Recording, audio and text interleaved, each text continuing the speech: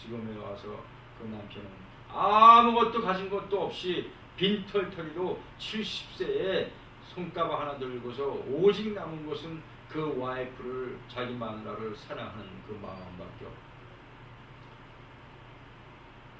그 결국은 이혼을 하고 나옵니다. 그것은 왜냐하면 그 사랑하는 그 와이프와 남편이 진정한 사랑이 아니었기 때문에, 이처럼 무엇으로도 채울 수 없는 불만과 욕구에 사람이 되는 한 그 사랑이 머물지 않는다는 것입니다. 미국 콜롬비아 대학의 프리드만 교수가 행복한 사람은 어떤 사람이냐라고 문제를 두고 설문으로 조사한 적이 있습니다. 그 결과를 보면 항상 기뻐하는 낙천적인 인생관을 가진 사람이라고 합니다. 항상. 이와는 반대로 염세적이며 부정적으로 어디에 가서도 갔다 나와도 불평이 그치지 않습니다. 그것 때문에 직장을 수백 번 수천 번 옮긴다 만족이 없고 항상 불만이. 사람을 수없이 바꿔도 그 불평은 사라지지 않습니다. 이처럼 채울 수 없는 욕망에 사는 사람은 불행한 사람입니다. 두 번째로 행복한 사람은 사랑을 주고받는 사람이라고. 그러니까 행복의 요소나 소유나 명예에 있는 것이 아니라 사랑이 있다는 것을 아는 사람, 그리고 그 사랑을 주면서 받을 줄도 아는 사람이 행복한 사람이라는 거죠. 제가 본문 서론에 말씀드렸지만은 사랑을 주기도 하고 사랑을 받기도 할 줄 아는 사람이 진짜로 행복한 사랑을 할 줄 아는 사람이다라는 거죠. 세 번째, 자기가 하고 있는 일에서 보람을 느끼고 아는 사람이 행복하다. 일은 축도로 하면서 힘들게 하면서 헛된 일 마지 못해서 하는 일쯤으로 생각한다면 그는 불행한 사람입니다. 그러고 보면 결국 에로스적인 사랑이란 채울 수 없는 욕망과 원망과 불평과 질투로 끝나는 그런 것입니다. 참 사랑은 영원히 만족합니다. 여기에는 황혼도 없고 정말 채우고자 하는 욕망도 없습니다. 대가도 없습니다. 만족하고 계속 충분한 가운데 지나간 일들까지도 아름답게 해석합니다. 참 사랑은 모든 것을 사랑의 눈으로 보기에 저 앞에 놓인 미래까지를 밝게 본다는 것입니다. 이 사랑에 시선이 있는 한 현재에 대한 불만이 없고 미래를 환하게 볼 수 있고, 참 사랑은 현재에 만족을 하고 순간순간에 주어지는 보람을 생각을 하며 기뻐한다. 할렐루야. 오늘의 그 본문 말씀에도 예언도 피하고 방언도 그치고 지식도 피할 것이지만 사랑은 언제까지나 떨어지지 않는다고 말씀합니다. 특별히 최고의 은사인 이 사랑의 장은 여러 가지 은사를 설명하고 있는 가운데 끼어 있음을 우리가 알 수가 있습니다. 예언의 은사가 소중하고 방언의 은사가 귀하며 지식의 은사 또한 반드시 필요한 것입니다. 그러나 사랑의 은사가 가장 큰 것이면 사랑의 은사가 없이는 이 모든 것이 헛되고 소용없기 때문이라는 것입니다. 사랑은 뿐만 아니라 모든 은사에는 필요의 그 한계가 있으나 사랑의 은사만은 영원하고 지속적이라는 것입니다. 여기서 페아리라라는 말의 헬라 원어는 카탈게데세타이라고 일정한 기간이 무효가 된다는 의미입니다. 작용이 중단되고 효력이 소멸된다는 뜻입니다. 구체적으로 설명하자면은 예언이란 그 예언한 바가 성취되면 예언으로서의 구실은 다한 것이기에 거기에서 효력은 폐기되는 것이며 방언 또한 그러합니다. 여기서 또한 우리가 여기 성경 말씀에서 얘기하는 그 지식이라는, 실로 우리가 지식이라는 끝없는 우리의 그 욕구의 그런 원천, 반론, 그러기 현재의 지식은 또 다른 더 많은 지식을 계속 요구하고 이 지식과 더불어 근심을 지식이 자꾸 쌓이고 많이 알수록 근심을 더해간다는 뜻입니다. 그러므로 아는 것이 힘이다가 될 수도 있고 아는 것이 약이다 될 수도 있고 아는 것이 병이다 될 수가 있다는 거죠. 그래서 이 지식이라는 새로운 지식, 완전한 지식 앞에서는 그 무의미한 것이 되어서 그 사라져 버리는 것입니다. 그래서 결국은 사랑만이 완전한 것이며 사랑만이 남는 것입니다.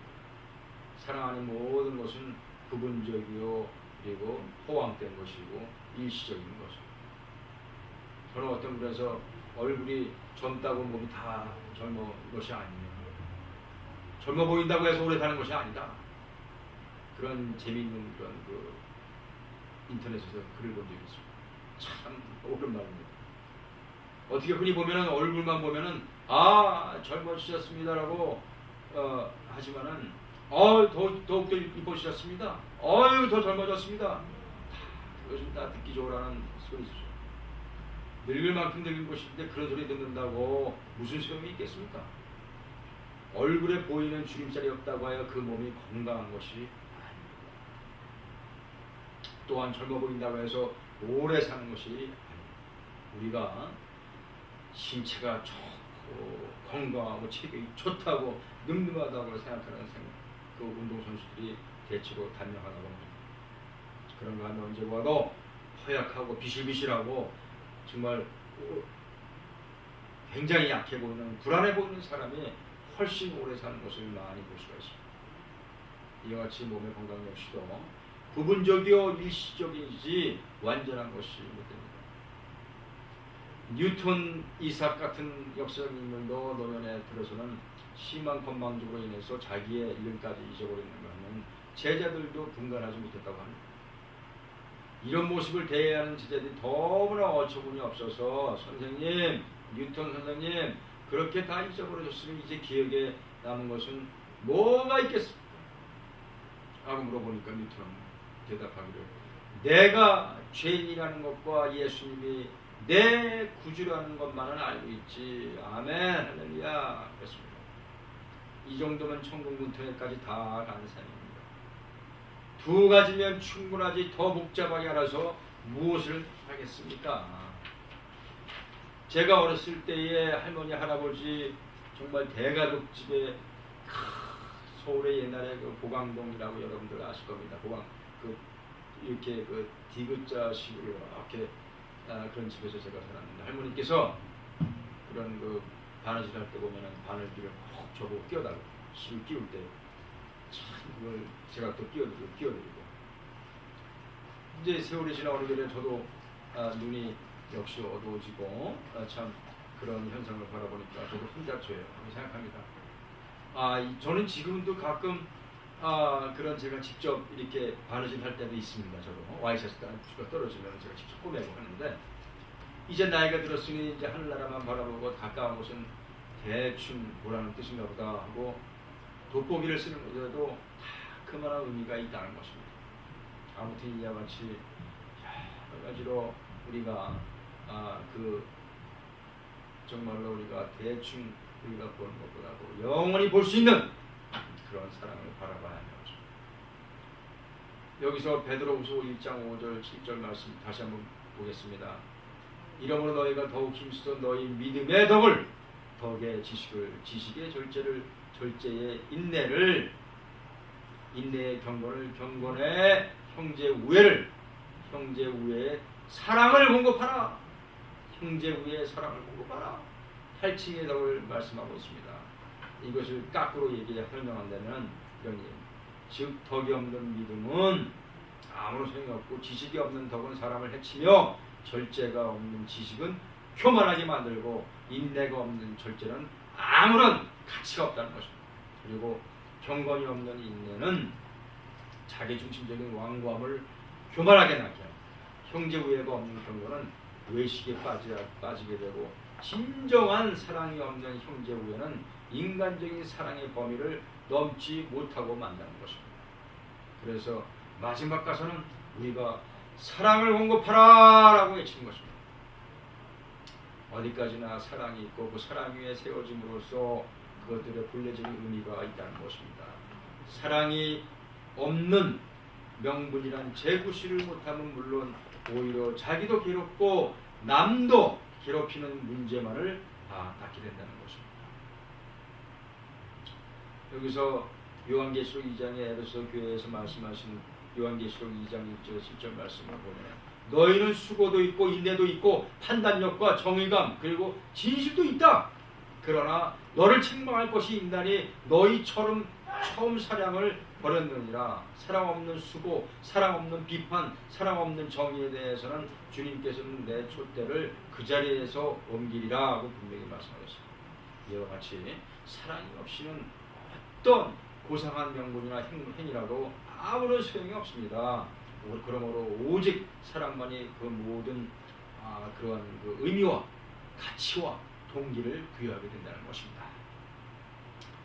고린도전서 13장에 서두른 사랑이 없으면 아무것도 아니라는 이야기로 시작하고 있습니다. 우리가 학생 시절을 생각해 보더라도 그 어떤 아무개 선생님이 얼굴이 어떻게 생겼다, 뭐 실력이 있다 없다 그러한 기억이 남아 있는 것이 저의 경우에는 선명한 한 줄기의 그런 기억이 남아 있습니다. 여러 가지 학교에서도 정수리도 못 들고 막 하고 노는 바람에 그 교실에 다시 늦게 들어가는 경우도 있고 어쩔 줄 몰라서 그 벌받을 각오로 하고 교실에 들어갔지만은 선생님께서는 의외로 저에게 더욱 따뜻한 마음으로 이렇게 참 교실에 열심히 들어가서 공부를 열심히 할 수 있도록 그런 배려라는 그 좋은 또 훈훈한 기억이 또 남습니다. 사랑 없는 축구는 아무런 효과가 없습니다. 오직 그 선생님이 저에게 체벌 가하고 했었으면 그런 사랑. 오직 사랑만이 온전한 것이기에 이 온전한 것이 이럴 때는 부분적이고 미완성적이며 임시적인 것들이 모두 사라지게 되는 것입니다. 여러분 사랑 없는 지식으로 볼 때에는 그런 일을 할 수 없습니다. 요즘같이 인구 문제로 고민하고 여러 가지 좀 어려운 문제가 있을 때 사랑이 없는 지식, 사랑이 없는 경건이라는 아무런 것도 우리가 기대할 수 있습니다. 사랑하는 성도 여러분, 사랑에는 끝이 없습니다. 바로 그 사랑 때문에 우리가 살고 있는 것이 아니겠습니까? 이후로도 우리는 다시 한번 사랑으로 태어나고 이 사랑으로 살아가고 이 사랑으로 우리가 처음과 끝을 항상 동일하게 언제까지든지 떨어지지 아니하고 성공할 수 있다고 저는 생각을 합니다. 사랑하는 성도 여러분, 우리가 지속적인 사랑, 우리가 변하지 않는 사랑, 떨어지지 않는 사랑으로 이 한 주간도 우리 사랑하는 모든 형제자매를 서로 사랑하고 축복하는 귀한 한 주간이 되시기를 주님의 이름으로 축원합니다. 감사합니다.